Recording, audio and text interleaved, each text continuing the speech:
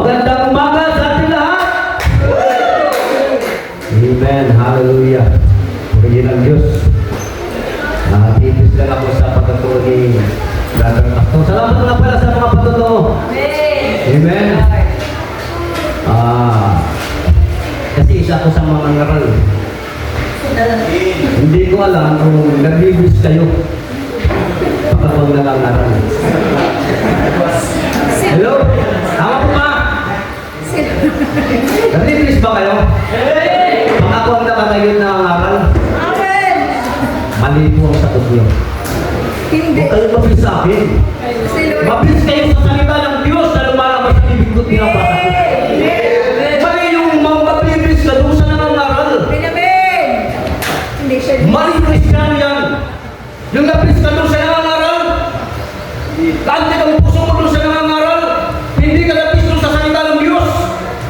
Tandaan natin, panahon ni Kristo, mga nakapagturo ng kautusan ng Espiritu Santo, hindi nabis kay Kristo.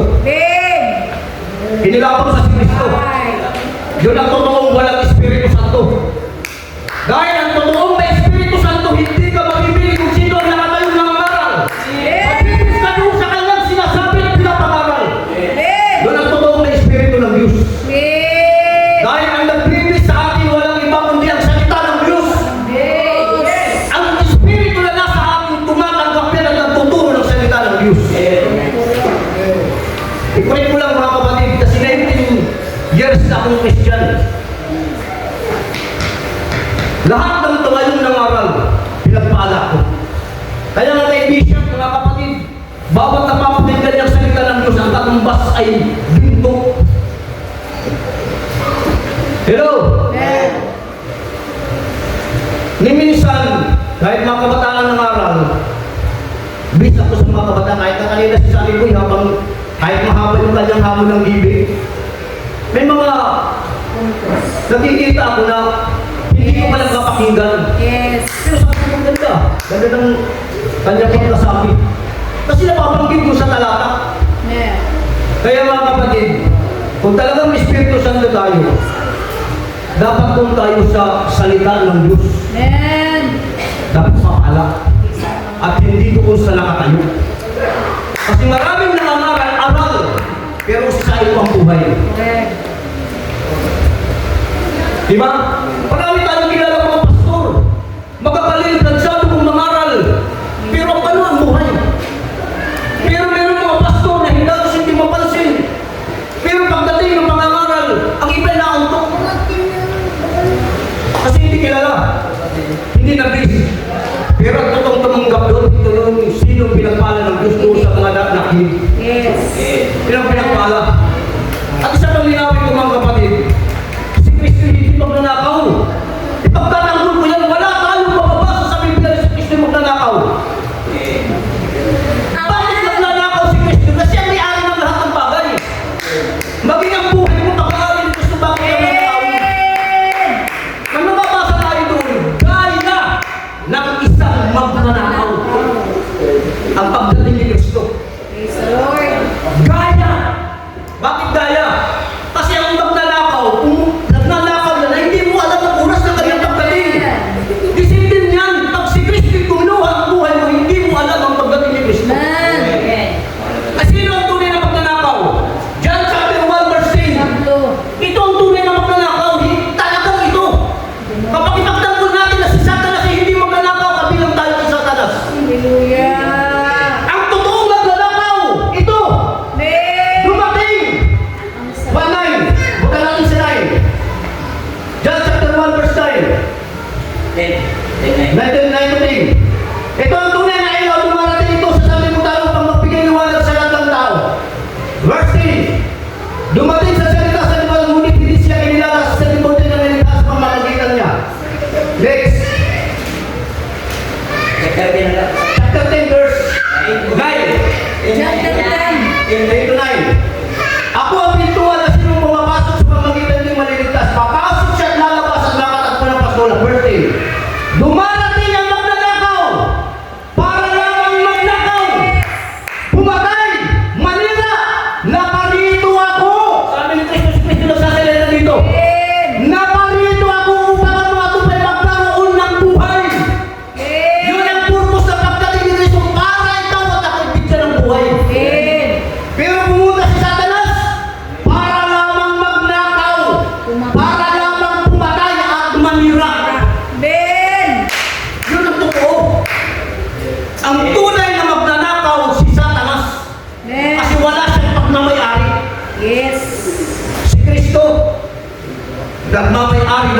bagay, kaya wala siya pwedeng nakawin.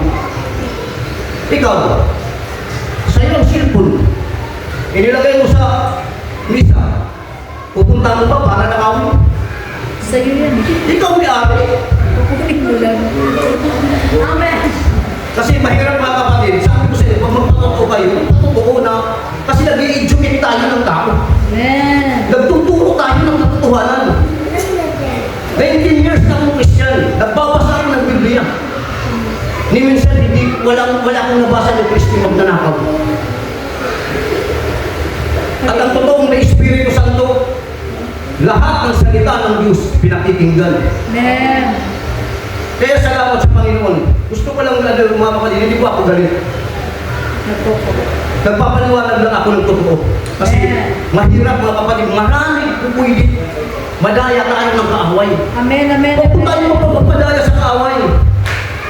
Sa panahon na natin ngayon mga kapatid, delikado na.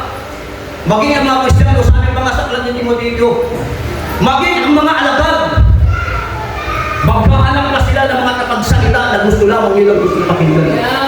Aano na sila dun sa mga lalaki na nagsasabi ng katotohanan. Ano ang kanilang hahanapin? Doon sa mga nagsasalita na punang panay kasi numalingan. Amen. Kaya yung katotohanan po yung ating pag-aralan.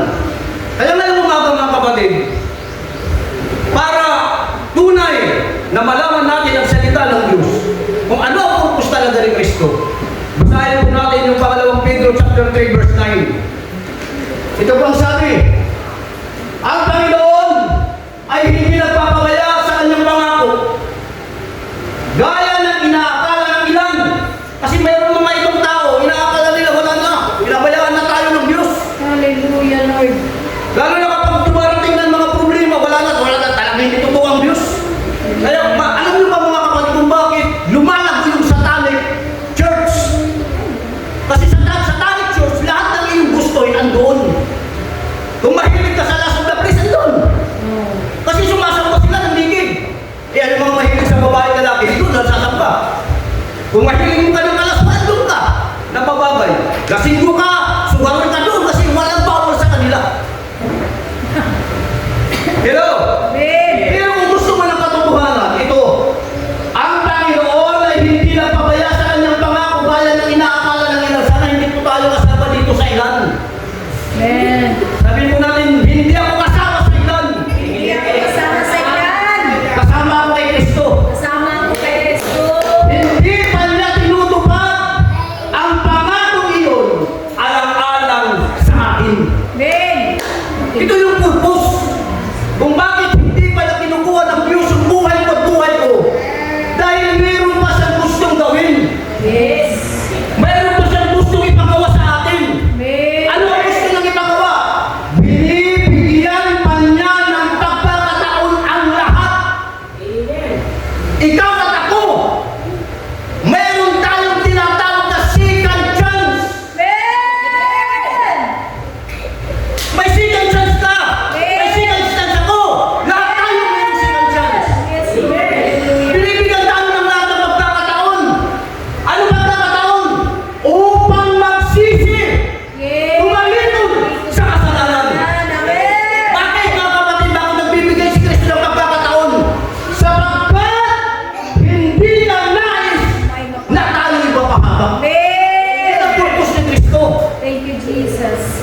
Kung bakit siya pumarito sa lupa para ikaw at ako ay bigyan ng chance. Amen. Kung bakit meron siya mga tinawag na mga aral dahil sa katigasan ng ulo natin na hindi natin binabaliwala lang para ikaw at ako bigyan ng chance. At ang chance na ito mga kapatid, hindi ito nagtatakbo sa second chance, third chance. Amen. Palagi yan, mahaba ang pasensya ng Diyos. Pero sabi ng Biblia, huwag mong abusuhin ang kabaitan ng Diyos. Amen. Baka dumating yung panahon na mapuno na ang Diyos. Ito ang purpose kung bakit ang Diyos nagbibigay. Para hindi tayo makahamak. Amen? Palakpakan po natin ang Panginoon. Kaya ngayong umaga, pakaralan natin yung isang pangagat. Alam ko mga kapatid, alam nila itong pangagat na ito kasi naging timay ito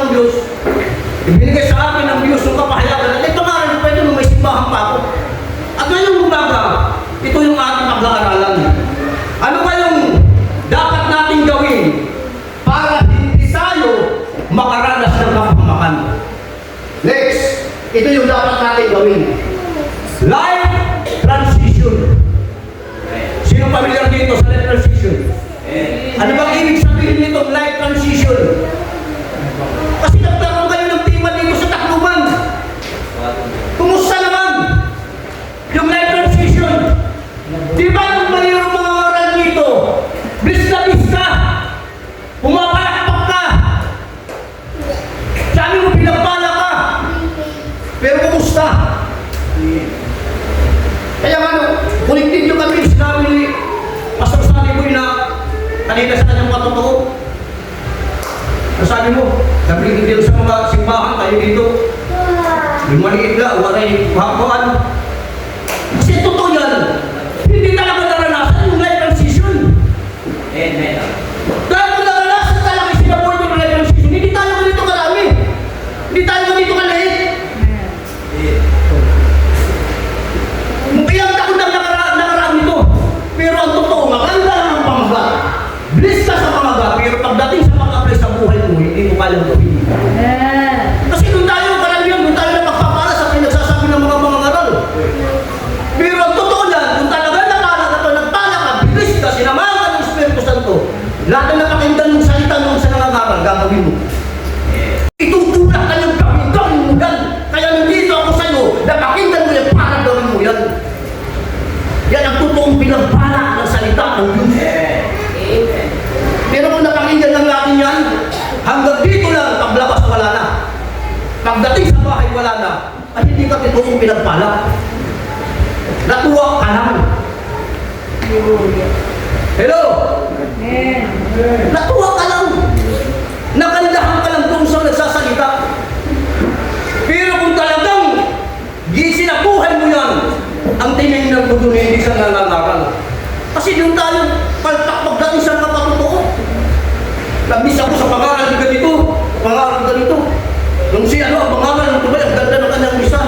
Hindi yun. Glory to God, hindi glory doon sa nangangaral. Bakit natin ibigay yung karangalan doon sa nangangaral? Ano sabi nga ni Apostol Pedro doon sa, ay ng anghel kay Apostol Pedro, si Apostol Pedro lumuhod.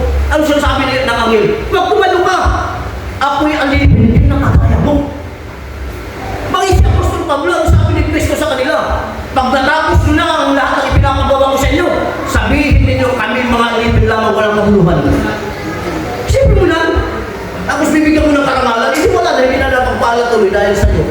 Hindi na napagpala yung isang mga karal dahil sa iyo. Kasi ikaw na nagbigay ng karangalan sa kanya. Ang tanggapin natin karangalan hindi sa tao kundi sa Diyos. Huwag tayo magbigay ng karangalan doon sa tao. Hayaan mo ang Diyos ang magbigay sa kanya. Sabihin mo na, Lord, salamat, nagpadala ka ng mga karal. At nangusap ka sa akin sa pamamagitan sa buhay niya. Hello? Parang galit na kayo sa akin, di pa nga ako nagsisimula. Palakpakan natin ang Panginoon. Life transition. Ang life transition, mga kapatid, ayon sa aking pagkakaintindi, kagaya yan sa isang tao na nagbuhat ng mabigat na bagay. Kasi ang life transition, ang Tagalog ng life transition, paglipat ng buhay. Mula sa dati mong pagkatao, ililipat mo yan patungo sa bagong buhay. Kaya sabi ng pangalawang Korinto chapter 5 verse 17, ang tunay na nakipag-isa niya kay Kristo, siya'y bago nang nilalang. Wala na ang kanyang dating pagkatao, ang luma ng pagkatao na palitan na ng pawang bago. At siya'y pawang bago na nga. Kaya yung nagkaroon ng life transition ng kapatid, inilipat mo ang iyong buhay, yung luma mong pagkatao, yung luma mong buhay kung anong mayroong ka ngayon. Anong buhay mayroong ka ba ngayon? Ano bang buhay mayroong ako ngayon? Inilipat mo yan. Yung luma mong pagkatao, inilipat mo papunta sa bagong buhay. At dito minsan mga mananampalatay, pantak tayo. Kasi ayaw natin magbuhat. Ayaw natin buhatin yung ating lumang pagkatao para maging bagong pagkatao. Amen. Kaya nga, meron tayo dito, kahit dito sa simbahan, meron tayong mga paboritong upuan. Kasi bakit? Kasi sabi nga, doon tayo komportable. Eh kung luma pa rin yung buhay, ayaw mo magpabago, doon ka komportable sa lumang buhay. At yun ang ayaw ng Diyos. Na maging komportable tayo sa ating lumang buhay. Kaya ang life transition, kagaya yan ng isang pagbubuhat ng isang mabigat na bagay. Dadaan ka ng hirap. Dadaan ka ng sakit. Dadaan ka ng minsan magbibigo ka pa. Marami ka talagang pagdadaan ka ng Halimbawa ito. Itong speaker. Pag si Pastor Dinis, pinabuhat ko, kaya buhatin ni Pastor Dinis yan. Pero pag ito, ipinabuhat ko dito, sila babae ito, kay Arian. Kaya mo yan buhatin, ilipat mo dun. Hindi kaya ni Arian yan. Ang totoo mga kapatid, mahirap ilipat yung ating lumang pagkatao. Bakit? Dito tayo nasanay. Amen. Sanay tayo, komportable tayo sa ganitong klaseng buhay. Di ba? Kaya, sabi pa kami, ayaw ko dun sa mga born again. Bakit? Ang daming bawal. Komportable tayo dito sa dati nating buhay. Kung saan tayo masaya. Kaya mahirap ilipat. Kaya, dahil mahirap ilipat ng ating dating pagkatao, nangangailangan tayo ng katuwang. Kailangan natin yung katuwang malakas. Dahil si Arian, kung pipili lang niya ng katuwang, kukunin niya itong mababatang ito, hindi nila kayang buhatin. Kaya yung gagawin niya, maghahanap siya ng isang malakas. Disiplina tayo, hindi natin kaya, kailangan natin ng isang malakas. At walang iba kundi ang Diyos. Amen. Para magkaroon tayo ng pagbabago. Life transition, nasabi dito, next, the process or a period of changing from one state or condition to another. Ibig sabihin mga kapatid, ito ay isang proseso o panahon ng pagbabago mula sa isang estado o kondisyon patungo sa isa pa. Kung anong kondisyon ka mayroon ngayon mga kapatid, kailangan mong ilipat yan. Kung anong estado mayroon ka ngayon, kailangan mong ilipat doon sa isa pa. Kasi doon sa isa pa, andun ang pinakamaayos na estado ng buhay. Kung tayo maging komportable, at ang life transition, hindi siya madali. Mahirap siya. Kaya nga maraming nagpapapala pagdating sa mga ganitong pangangaral, pero ang totoo mga kapatid, hindi ina-apply. Walang transition na nagaganap. Bakit? Kasi napakamahirap siyang gawin. Mapapagod ka. Manlulupay-pay ka. At ang life transition, nangangailangan nito ng panahon. Kaya, kung may nakikita kang Kristiyano na 10 years na, 15 years na, 21 years na, ganun pa rin ang buhay. Dumaraan siya sa posisyon. Eh may mga Kristiyano talaga mahabang panahon bago nahuhulog. Hello? Kahit na ngayon, huwag mong sabaw natin sabihin ngayon, perfecto na ang pagkatao natin, perfecto na yung ating pagiging Kristiyano. Wala na tayong may susumbat o karumihan sa ating sarili. Nangangailangan pa rin tayo ng posisyon. Amen. Mahabang posisyon. Yes. Kaya pag nakita natin ang isang kapatid natin nagkakasala, matagal na sa pananampalataya, ibig sabihin mga kapatid, na hindi pa nagaganap yung life transition sa kanya. Bagkus dumadaan pa siya sa posisyon. Yes. May process pa. Kasi yung buhay natin, napakamahirap yung baklasin. Kagaya yung mga kapatid na pagre-renovate ng isang tahanan. Lahat ng mga hindi magaganda, pag nag-renovate ka, tatanggalin mo yan. Babaklasin mo yan, ang mga dumog, mga inaanay, mga hindi maganda, tatanggalin mo yan. At hindi isang araw makukuha yan. Yes. Hindi isang pisak mata makukuha natin yan. Panahon yan. Kaya marami sa ating mga Kristiyano, kung di magagano, ang dali natin mag-judge. Amen, amen. Hindi naman tayo nag-aral ng law. Ni criminology, di pa tayo nakapasok, pero gusto na natin maging hukom, maging judge. Amen, amen. Hallelujah. Ipanalangin mo lang, sabi ng Biblia, pag ang kapatid mo nagkakasala, ipag-pray mo. Amen. Huwag mo hukuman. Kasi nasa tayo ng process pa siya. Kahit na ng mga alagad mga kapatid, alam mo po ba, 3 years and a half na kasama ni Kristo. Lahat ba yan mga kapatid? Dumaan na ng life transition? Hindi pa. Kailan lang nangyari yun? Noong panahon na lukuhan na sila ng Espiritu Santo.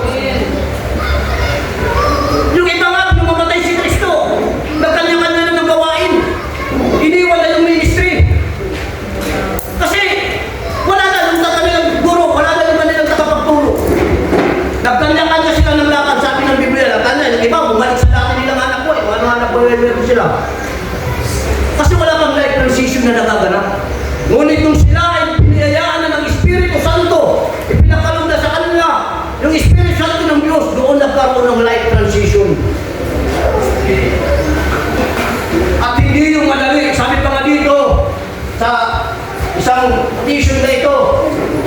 Next. Change cannot be achieved instantly.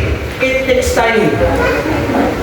Ang pagbabago, hindi makakamit ang pagbabago ng isang iglap. Nangangailangan ito ng panahon. Hello? Panahon yan mga kapatid. Hindi na isang mata. Kahit ikaw, kahit gusto mo na magbago, magtataka sa sarili mo, bakit hanggang ngayon gusto mo na magbago, hindi pa rin naman nangyayari. Hallelujah. Kasi kailangan pa ng panahon. It's time. Amen. At kailangan natin ng pagbabago. Dahil hindi natin kaya ng tayo lang. Hindi natin kaya baguhin ang ating sarili. Kahit pamimulyado mo ang buong Biblia, hindi po natin kayang baguhin ang ating mga sarili. Amen. Kahit biro pa tayong magagaling ng mga tagapagturo, hindi natin kayang baguhin ang ating sarili. Bakit? Maging si Apostol Pablo mga kapatid, nung hindi pa na na-encounter si Jesus, ang kanyang tagapagturo pinakamagaling sa lahat ng mga magaling na tagapagturo. Pero hindi nabago ang kanyang buhay. Kailan yung nabago? Nung panahon na na-encounter na siya si Kristo. Doon lang nagkaroon ng life transition.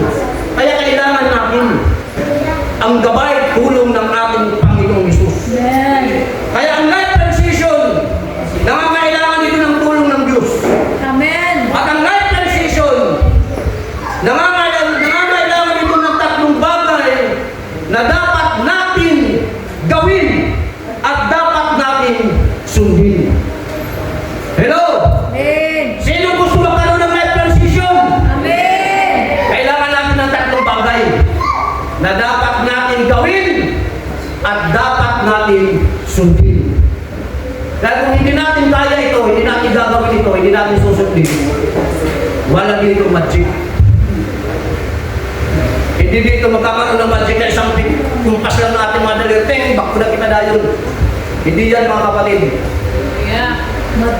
Dadaan ka sa tamang proseso. At ang proseso ito walang shortcut. Talagang dadaan tayo. Ano yung tatlong ito? Number 1, admit that you are a sinner. At ito mga kapatid, yung pinakamahirap gawin ng isang tao. Hello? Ito yung pinakamahirap, sabi ko, ito yung pinakamahirap gawin ng isang Kristiyano. Yung umamin kang nakasalanan ka, yung umamin kang nagkasala ka, Malit. Amen. tama.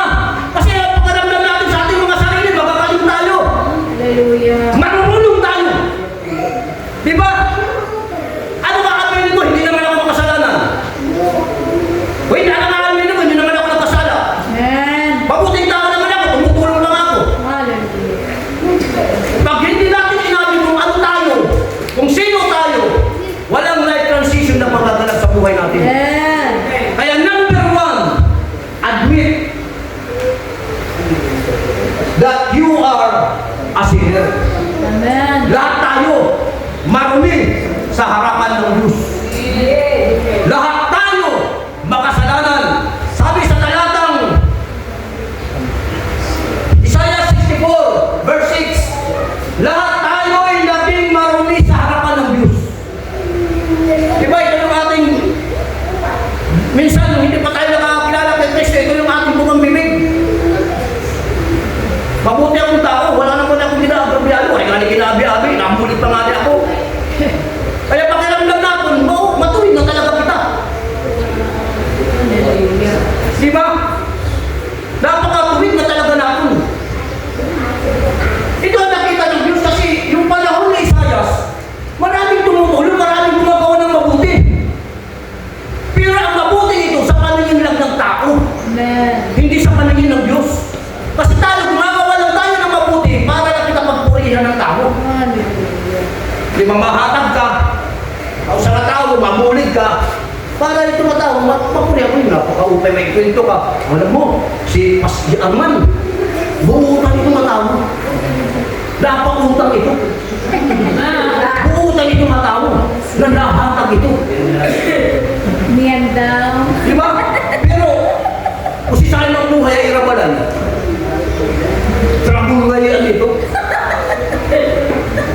Di ba? Balasuwas kayo ng ito. Kaya ang tanongin lahat tao, ang ato na pinikita, ano mabuhat na, ano mapupay. Pero para ano ba ito ato na mabuhat?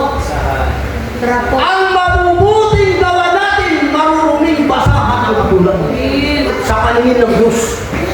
Bisan pa kita nagbibinuhating maupay, as long na walang life transition na nangyayari sa Diyos, sa mata ng Diyos, mahugaw lang yan at kayo mo kang magpumpay ang buhat.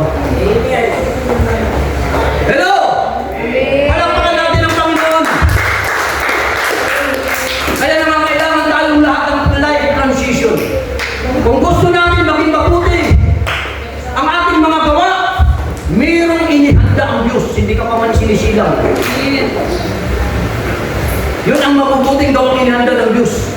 Meron nang i-prepare ang Diyos sa mabubuting gawa.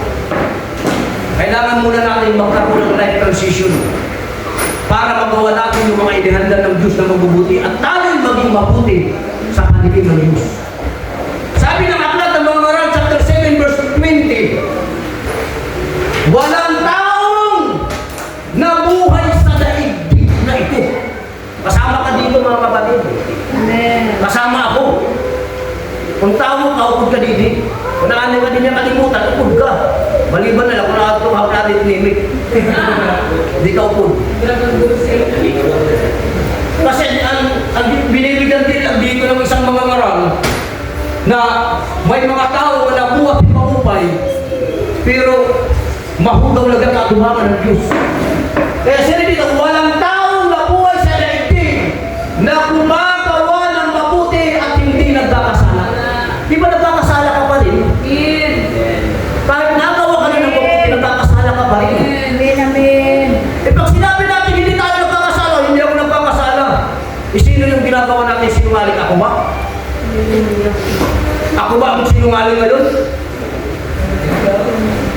Di ba? Mabuti naman ako. Gumagawa ko ng mabuti, hindi ako nagkakasala kasi ang paggawa ng mabuti, mabuti yan. Pero kahit gumagawa ka ng mabuti, nagkakasala ka pa rin. Amen. Dahil pag hindi mo inamin na hindi ka nagkakasala, hindi ako ang dinidirekta mong sinasabing sinungaling ka, Pastor Arman. Sino? Next, na talata. Kung sinasabi natin hindi tayo nagkakasala, ginagawa natin sinungaling ang Diyos at wala sa akin ang kanyang salita. Amen. Wala sa akin ang salita ng Diyos. At ito pa ang masakit dito mga kapatid. Ginagawa pa natin sinungaling ang Diyos. Kaya dito sa mundo ito, walang nabuhay.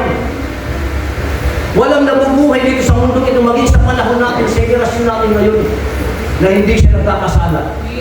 Kung nagkakasala tayo, minsan pa nga, mas marami pa lang nagagawa natin kasalanan kaysa sa paggawa ng mabuti. Tama po ba? Amen. Minsan makagawa tayo ng mabuti, isang beses, dalawang beses, pero kung sisayin mo sa sarili mo, ilang beses ka ba nagkasala? Minsan hindi sa 10 ka nga, nagawa natin kasalanan sa isang araw. Anong kasalanan? Sabi, wala naman akong siyak ng tao. Wala naman akong mga ginawa na ano. Yun lang ang alam natin. Pero ang tanong, nanalangin ka ba? Nung tagising mo sa umaga? Kasalanan sa Diyos yan. Sabi ni Haring David, ang hindi nananalangin ay nagkakasala sa Diyos. Nung matulog ka, nanalangin ka ba? Diba? Eh pag hindi ka pa rin nanalangin, nagkasala ka na naman. Ito pa, pangalawa, bigyan ko lang kayo ng... Kasi yung alam lang natin yung gawa ng kasalanan, yung meron tayong ginaya na tao, meron tayong sinigawan, meron tayong minurang tao, yung mga alam lang natin na kasalanan. Pero yung hindi pananalangin sa Diyos, nagkakasala tayo. Ano pa? Yung hindi natin pagbabasa ng salita ng Diyos, nagkakasala tayo. Amen. Eh sino dito ang araw at gabi nagbabasa ng Biblia? Kasang kamay. Diba? Eh huwag natin sabihin na hindi tayo nagkakasala. Amen. Eh sino dito nagbabasa ng Biblia? Gabi lang. Di ba maray lagi yan? Eh sino dito nagbabasa ng Biblia? Umaga lang. Kasi ang utos ng Biblia, huwag niyong kaliligtaang basahin ang aklat ng kautusan. Dili-dilihin din ito, araw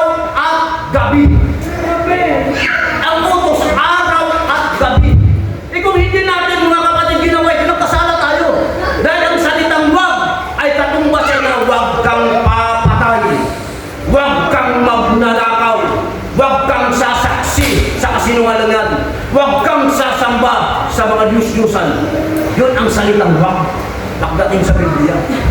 Binibigyan din ng Diyos, wag mong kaliligtaan basahin. Marami sa ating mga Kristiyano, tingnan natin. Maraming Kristiyano, pumupunta sa simbahan, ang buhay, disim pa rin ang buhay. Nung tayo mga nasa Romano Katoliko pa rin. Hello? Kita natin. Sinong mananampalataya ni Kristo na mayroong Biblia? Ngayong umaga ito. May dalang Biblia. Di ba ang buhay natin pag sumasamba kita sa Antonio Church? Bakit kita nakadala ng Biblia? Dahil ang totoong Kristiyano, pag pupunta ka sa simbahan, nag-aaral tayo ng salita ng Diyos. Kung nag-aaral tayo ng salita ng Diyos, dapat may libro ka. Huwag kang papasok sa eskwelahan na wala kang libro. Dahil ang totoong mag-aaral, may libro. Hello? Di ba doon tayo palpak? Kaya ang buhay natin, walang life transition na nagaganap. Kaya mangyayari sa atin yung sinasabi nyo sa aklat ng Pedro. Na pagsisihan ninyo, talikuran ng inyong mga kasalanan upang hindi kayo mapahamak. Kaya yung buhay natin mga kapatid, papunta sa kapahamakan. Bakit papunta sa kapahamakan? Dahil walang life transition na nagaganap sa mga buhay natin. Kita natin si Job, aklat ng Genesis chapter 32 verse 27. O, tingnan natin si Job. Kasi gusto ni Job na magkaroon ng life transition.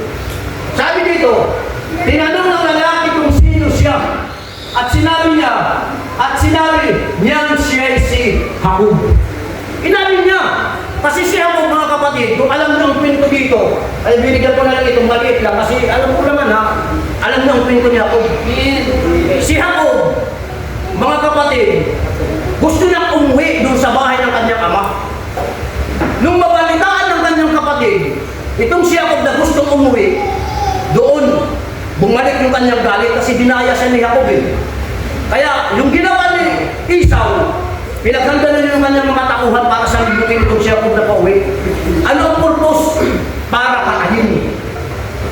Nung malaman ito ni Jacob, na inaabangan siya ng kanyang mga kapatid, lumapit siya sa Diyos.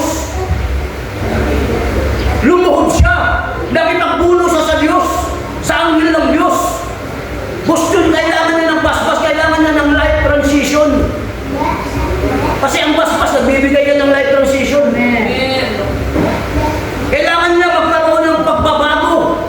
Kailangan niyang mailipat ang kanyang lumang buhay. Papunta sa bagong buhay. Bakit mga kapatid kasi ang Jacob? Ang ibig sabihin, yung meaning ng Jacob. Ano yung meaning ng Jacob? Tuso. Mandarambong. Mandaraya. Yan ang ibig sabihin ng Jacob. Bakit? Kasi tinuso niya. Gindagbong niya, mandarambong. Ginaya niya yung kanyang kapatid na panganay. Inagaw niya yung pagiging panganay para siya yung bigyan ng basbas ng kanyang ama. Jacob. Waray-waray Jacob. Kaya nung malaman niya papatayin siya, dumulog siya sa Diyos. At tinanong siya ng anghel ng Diyos, sino ka? Sabi niya, ako si Jacob. Ibig sabihin ako po ay isang mandarambong, isang pusong tao, isang Jacob na tao. Kaya nung umamin siya na makasalanan ng isang tao, binago siya ng Diyos. Yung dating Jacob na kung lumakad, siga, matikas ang katawan. Nung nagkaroon ng life transition, ganito na siya lumakad. Sipin mo, hihingi ka ng pagbabago. Tapos yung pagbabagong ibibigay sa iyo ng Diyos, kapalsanan. Di ba tayo ayaw namin ng mga ganong klaseng pagbabago? Gusto natin magbabago, maayos ang pamumuhay, masiglang pangangatawan, lahat maayos, maganda. Pero siya mga kapatid, nung lumapit siya sa Diyos, maganda ng katawan. Maayos siya. Pero nung nagkaroon ng life transition, hinampas siya ng anghel ng Diyos, tadyaw, sa balakang. Sabi ng Biblia, Nadurog yung kanyang tadyang, ay yung kanyang balakang. Kaya nagkamay-ada hiya. Ang kanyang kablakak, nag-iika-ika na. Nung makita ng kapatid niya na siya po, yung dati niyang kapatid na batikas, guwapo, patipuno, nakita niya, pilay na. Gagana na maglakad. Nalukoy isaw. Imbis na papatayon niya, ginhampupan pa yung bon. Pinatawad pa. Minsan kasi yung life transition na pinaparana sa atin ng Diyos, minsan kasi, para sa atin, hindi maganda. Pero ang totoo lang lahat, yan may purpose ang Diyos. Minsan mga kapatid, ako noong panahon na hindi pa ako Kristiyano, ito may kwento ko lang sa inyo, nagtatrabaho ako sa Arangita Bus Terminal. Hawak ako ni Mayor Abalon ng Rawis, Lord Samar. Pinapatakbo ko doon, umaabot yung bus niya. Yung bus ni Mayor Abalon, walong bus. Maliban pa doon sa chapter. Yung kabit lang, umaabot ng mahigit 20. Ang buhay ko noon, buhay ng pamilya namin noon sa Ghana. Hindi pa ako Kristiyano. Walang lutuan sa bahay. Hindi kami bumili ng preluto. Lahat yan sa labas ang kain. Alas 4 ang gising ko. Kasi pag alas 4, kailangan mapatakbo ko yung first grade papuntang Samar Lake. Hanggang alas 8, i-income ka ng 4,000 hanggang 5,000. Alam mo nun? Yun ang buhay ko noon. Nag-aaral pala kami ng hindi naman gaano kalakihan na bahay. Tiles yan lahat, tiles, pati lababo, siya lahat. Tiles yan. Pero nung naging Christian ako, hirap kami. Tumira kami dito sa Tacloban, Tanugangan. Nung pinalayas kami, parang ka muna ng binigyan. Wala na kayo mo. Ang amo sa loob, parang ka muna na. Ang saling kapawod, para lang kami may katuhugan. Nagigatan na kapawod. Saksi ng pasto, saksi ang mga dati ng mga Kristiyano. Ganon ang buhay namin noon. Nung kumilala kami sa Diyos. Diba? Minsan magtataka ka kung kailan ka nakakilala sa Diyos, ba't pinararanas ka ng kahirapan? Nagkaroon ako ng sakit. Unipirahan ako ng luslos. Unipirahan ako dito ng stage cancer na malaking bukol. Isipin mo yan mga kapatid. Minsan magtatanong ka, bakit ganito, Lord? Kung kailan ako naglingkod, bakit ito nararanasan yung samantalan noon? Lahat ng bisyo na sa akin, hindi naman ako nagkakasakit. Diba? Pero nung panahon na naglilingkod ka na, nararanasan mo na yung kahirapan. Yung pala yung prosesyo ng Diyos ng pagbabago ng buhay. Kaya sa piyala ng Diyos, patuloy lang kami. Nakapagpatapos ako ng anak. At ang anak na ito, siya nagtumutulong at ipinaayos pa yung bahay namin. Kung hindi pa naman nakakakagto, yan na, kukumpara niyo ng bala, yan una, okay na yan na. Nagkaroon ng life transition. At hindi lang ako ang nakinabang. Pati asawa at mga anak, nakinabang. Amen? Kaya huwag natin isipin na ang pagbabago ng Diyos, bakit pangit sa ating pakiramdam, ay masama na ito. Walang ginagawa ang Diyos na masama. Amen. Lahat ng ginagawa ng Diyos, kakabuti ng lahat ng tao. Amen. Araw malo-ano walang ang Diyos na nilikha na masama. Lahat yan, puro mabuti ang ginagawa ng Diyos. Kasi siya rin Diyos na mabuti. Amen. Amen? Palakpakan po natin ang Panginoon. Pangalawa, una, para magkaroon tayo ng life transition, admit that you are a sinner. Pangalawa, convince yourself to believe in the Word of God. Hello? Kumbiktahin mo kasi maraming Kristiyano sa panahon natin ngayon. Alam niyo ba mga kapatid?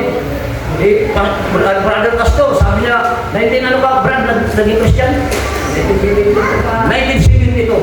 Alam niyo ba nung mga panahon na yun? Kasi 1980s, bata pa ako noon, 1980s. 1980s ang Kristiyano noon, mabilib ka. Sino yung nakarating nung naging Kristiyano noong mga 1980s? Kasi ako nanay ko, Kristiyano, 1980s. Bakit hindi pa ako Kristiyano noon, pero dumadalo na ako, hindi pa naman ako dumadalo, meron lang mga pumupunta sa namin ng mga pastor, kapatid na nagbabible study kasi ang aming kapatid na pangalan, Christian sa Church of the Nazarene. Tapos ang nanay ko, Christian siya doon sa Scandinavian. Panahon nina Eugene, Pastor Eugene, ang biyay. Eugene Badto. Tapos ang taga Mindanao, namatay ni Daddy. Makikita niyo nung panahon ng 1980s ang Kristiyano, mga kapatid, masasabi mo talagang totoong born again. Kasi pagdating sa salita ng Diyos, marami silang alam. Gumagalaw talaga sila. Kaya 1980s talagang nag-boom ang Christianity. Kung babalikan natin 1980s hanggang ngayon, masasabi natin ang Kristiyano ngayon, masasabi na lang Kristiyano lang. Pero ang totoo, ang puso hindi naman talaga nabago. Wala naman talagang life transition na naganap. Bakit? Ito kasi ang dahilan. Ayaw tanggapin, ayaw papaniwalain sa kanilang mga sarili ang salita ng Diyos. Ayaw nilang mapag-electrico na hirang kasing-kasing ang salita ng Diyos. Habang kamatila, di rin naman talaga naugat. Di naman talaga napurok ang salita ng Diyos sa puso. Kung kayo noon, makikita mo talaga noon ang George Stone, makikita mo mayroon talagang tinatawag na full ministry. Yung mga nakaranas, makikita mo mamaya huluhulan, mga matatanda, nag-iiyakan, mga nagka-hallelujah. Worship pa lang, makikita mo, bliss na bliss ka lang, worship pa lang yan mga kapatid. Meron na dito natutumba, meron na doon. Makikita mo ang galaw ng Holy Spirit nung panahon ng 1980s hanggang 1990s. Pero ngayon mga kapatid, wala na. Kahit nung mag-start kami dito ni Pastor, random pa rin ang pagsama ng Espiritu Santo. Mga 2006, 2008 ba yun na mag-start kami dito? Pero ngayon mga kapatid, kayo na mismo at inyong mga sarili ang makakapagpatunay ng pinagkaiba noon at ngayon ng mga Kristiyano. Bakit? Ayaw kasi papaniwalain ang kanilang mga sarili sa salita ng Diyos. Kaya sabi ko, pag may nangangaral, papaniwalain mo, huwag mo pupuntrahin. Kasi meron mga nakaupo, mga kapatid, kinukontra. Paano ka mag-libis niya? Paano ka magkakaroon ng life transition? Diba? Minsan nasasabi na, ako lang namin din pinapatamaan. Pag talagang ako kinukunti rin. Hindi mga kapatid, talagang ang Diyos ang may galaw niyan sa buhay mo. Kaya magpasalamat ako, tinatamaan ka. Mayroong magbabago, gusto ng Diyos baguhin ang puso mo. Gusto ng Diyos baguhin ang buhay mo. Gusto ng Diyos ilipat ang buhay mo mula sa luma papuntang bago. Yun ang gusto ng Diyos. Kasi minsan kinukontra natin. Mahilig kasi tayong kumontra. Kaya makikita natin, walang tablago, walang pagkasin sa pagiging Kristiyan natin. Umabot na ng 15 years, 20 years. Yun ang sinasabi ko sa Mispal. Ang tatagal ng mga Kristiyano, kaya si Lourdes, nasasaktan siya, palagi na sinasabi, sasaktan ako kung napapakinggan ko na umabot na ng 20 years. Bakit kita naman? Ang pagiging Kristiyano, walang pagbabago. Kontra pa rin pagdating sa ministry. Kontra pa rin pagdating sa mga salita ng Diyos ay pinapangaral. Huwag natin kontrahin. Ano dapat ating gawin? Kumbinsihin ang ating sarili. Amen. Sa pamamagitan ng salita ng Diyos. Amen. Kasi sayang mga kapatid, pag hindi ka na kumbinsin, sayang yung effort mo ngayon. Amen. Sayang yung pagod mo ngayon. Sayang yung gasto mo ngayon. Nalalabas ka man ng hindi ka kumbinsin sa salita ng Diyos. Mabuti pa itulog mo na lang, may muta ka pa kumbinsin. Tama? Convince yourself to believe in the Word of God. Kumbinsin natin ang ating sariling maniwala sa salita ng Diyos. 1 John chapter 5, verse 9 to 10. Sabi dito, kung pinaniniwalaan natin ang patutuo ng mga tao, kasi dito tayo, mahilig tayo mapatulong sa mga chismis. Di ba? Mahilig tayo sa mga balita. Balita ng tao, mga chismis ng tao, naniniwala tayo. Pero pagdating sa salita ng Diyos, hindi tayo naniniwala. Di ba? Pero chismis ni brother, tungkol kay sister, ganun ba? Oo. Ako talaga tiyak. Anak ko naman, ako lang nakakapansin. Kasi ikaw. Di ba? Pero ang salita ng Diyos, may nangaral, ayaw paniwalaan. Sabi dito ni John, kung pinaniniwalaan natin ang patutuo ng mga tao, higit natin dapat paniwalaan ang patutuo ng Diyos. Palakpakan po natin ang Panginoon. Kung meron daw natin dapat paniwalaan, walang iba kundi salita ng Diyos. Kung natuod kita tao, mas sigit naman ang tumuod kita Diyos. Kita natin, maraming sikta ngayon hindi naniniwala. Mas naniniwala pa sila sa sinasabi ng kanilang pastor, sa kanilang ministro. Pero pagdating sa salita ng Diyos, ayaw nilang paniwalaan. Ano yan? Kagaya ng INC. Naniniwala sila na si Kristo yung tao dahil sinabi doon sa John. Ang hindi naniniwala si Kristo yung tao, Antikristo. Kung kita mo daw. Pero ayaw nilang paniwalaan yung John, 1 John chapter 5 verse 20 na pumarito ang anak ng Diyos upang tayo bigyan ng pagkaunawa at tayo nasa kanya nga. Walang iba kundi sa pamamagitan ng kanyang anak. At ang anak na ito, siya ang tunay na Diyos sa atin ng Diyos. Si Kristo ang tunay na Diyos at ang buhay na walang hanggan. Ayaw nilang maniwala si Kristo yung Diyos sa kanilang paniniwala, tao lang. Ano sabi ng mga witness? Hindi totoo ang impyerno. Naniniwala ba kayo may impyerno? Pero ang sabi ng mga witness pa naman, hindi totoo impyerno. Ang mundong ito, i-renovate lang. Lahat ng mga matutuwid, pag na-renovate ito, ibabalik ito totoo. Hindi. Siyempre po natin yan. Isabi ng Biblia lahat ng buong kalawakan, bubunawin ng Diyos. Pati ng mundo. Buong kalawakan na, bubunawin. Tapos i-renovate pa yung mundo. Hindi mga kapatid, lahat bubunaw yan. Mayroon lang ibababa ang Diyos na tinatawag na bagong Jerusalem.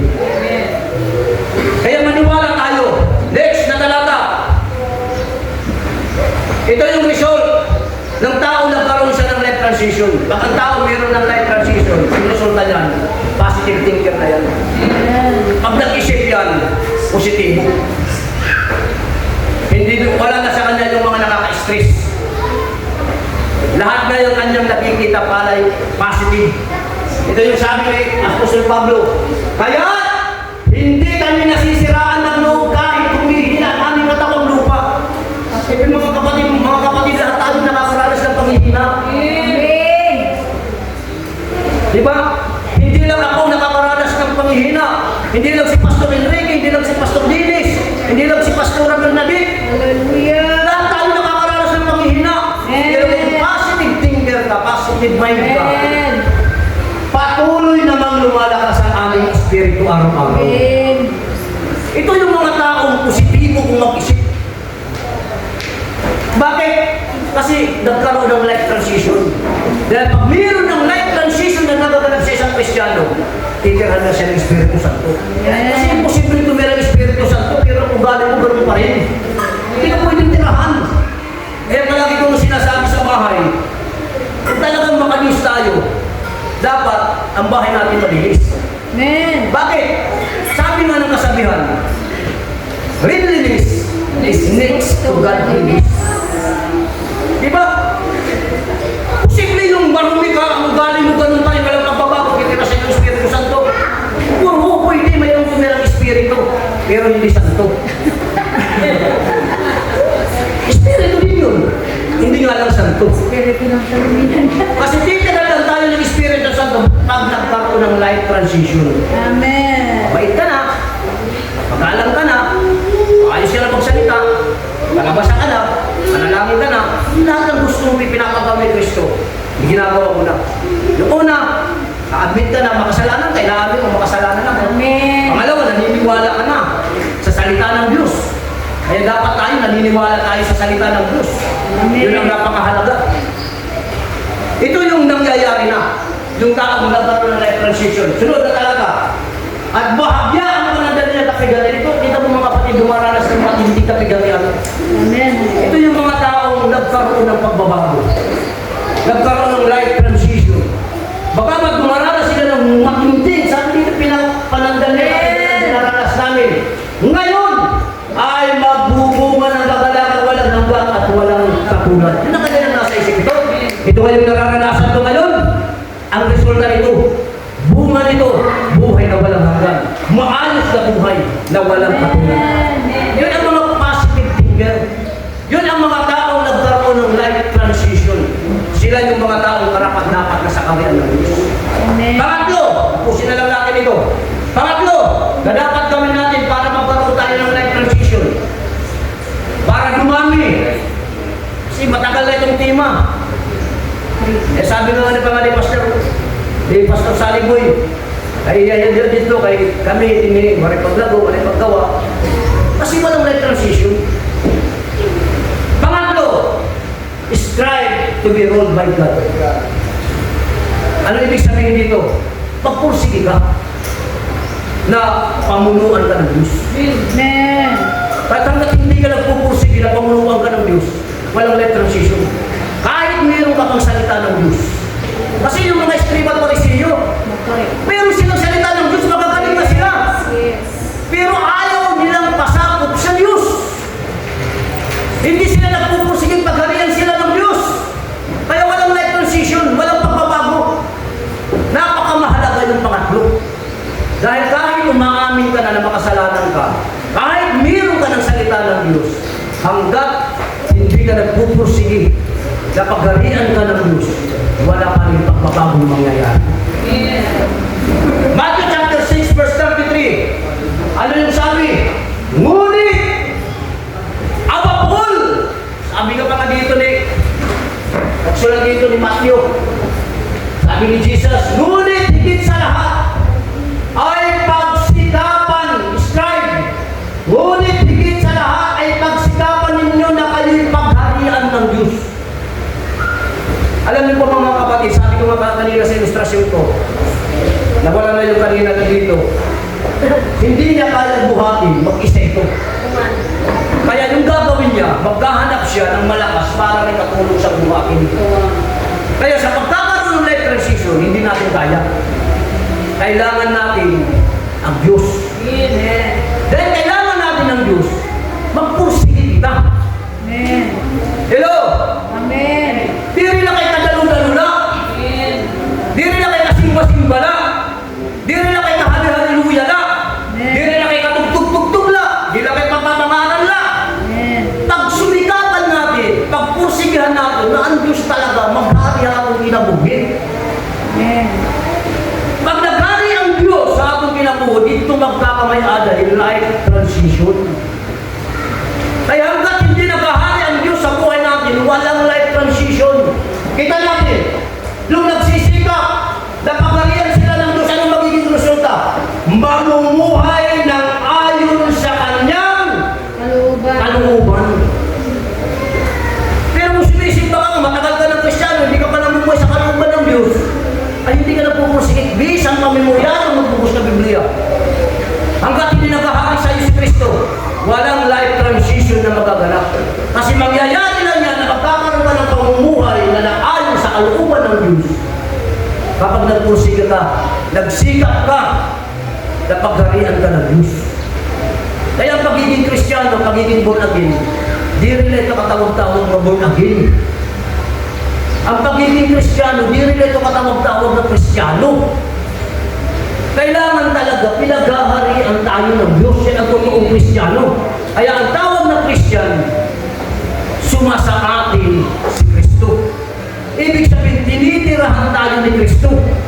Yung totoong Kristiyano. Pero pag wala sa atin si Kristo, wala tayong karapatan ng patawag na Kristiyano.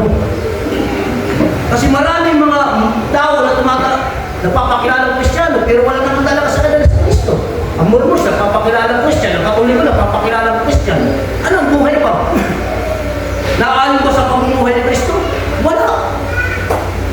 Kaya hindi basta-basta maging Kristiyano. Kailangan pagsikapan natin, pagharian tayo ng Diyos. Pag pinagharian na tayo, sisiw na lang. Ipagdalaw simbahan, sisiw na lang ito. At nakikita natin ng mga sayong iba, sisiw na lang ito. Itababagyan namin ng mga magrao, sisiw na lang ito. Matanan na negatibo, sisiw na lang ito. Sila paliinay, maliit na bagay lang yan. Palagpakan po natin ang kapitid. Last na talata. Ano pa yung dapat natin pagsikapan? para magkaroon ng life transition. Next na talata. At dahil dito, ano daw? At dahil dito, ganito ang magiging wakas ng lahat ng bagay. Ano na, delikado na ito. Hello? Kasi mangyayari yan. Amen. Kaya sabi ko nga mga kapatid, itong inyong mga anak, na pag ipinasa yung magiging batas na pinaglalaban ngayon ni Rubio Padilla, dating pataas na pwede na siyang kasuhan, makulong. Kaya mga nanay, tatay, lulod-lula, ngayon pa lang, umpisahin nyo na yung inyong mga anak talaga na disiplinahin. Para hindi mangyari sa San Jose. Diba? Kasi makikita ko, may mga kabataan, mga pilyo, ngayon pa lang, disiplinahin nyo na. Sabi pa nga ni Mayor, mga magulang, kayo yung may karapatan na magdisiplina sa inyong mga anak, huwag nyo naman ipasa sa aming pamahalaan. Amen. Kasi minsan, dito na lang, sa kitchen na lang, dito na lang. Hindi yan mapabago sa ating mismo mga magulang. Disiplina sa ating magiging Kristyano. Dahil malapit na ang wakas ng bagay. At dahil ganito magiging wakas ng lahat ng bagay, ano daw yung dapat natin gawin? Sabay-sabay tayo. Mamuhay! Nakasan mo natin lahat para magkaroon tayo ng life transition. At dahil ganito magiging wakas ng lahat ng bagay, mamuhay!